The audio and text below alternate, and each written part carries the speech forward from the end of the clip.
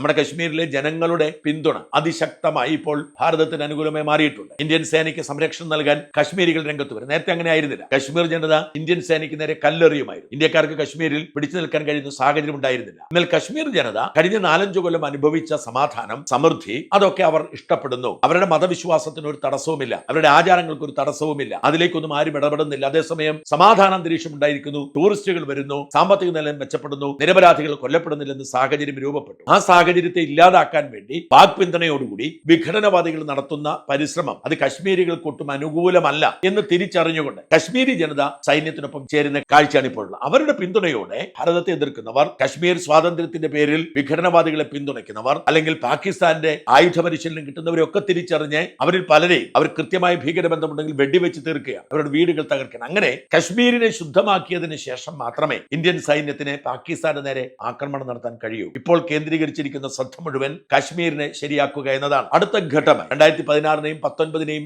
ഓർമ്മിപ്പിക്കുന്ന, അതിനെ മറികടക്കുന്ന കൃത്യമായി തിരിച്ചടി ഇന്ത്യൻ സേന കൊടുക്കുമെന്ന് ഉറപ്പാണ്. എന്നാൽ അത് എങ്ങനെ, ഏതായിരിക്കും അതിന്റെ നേച്ചർ എന്നൊന്നും ഊഹിക്കാൻ നമുക്ക് ആർക്കും കഴിയില്ല. പാകിസ്ഥാന് പോലും കഴിയാത്ത സാഹചര്യമാണ്.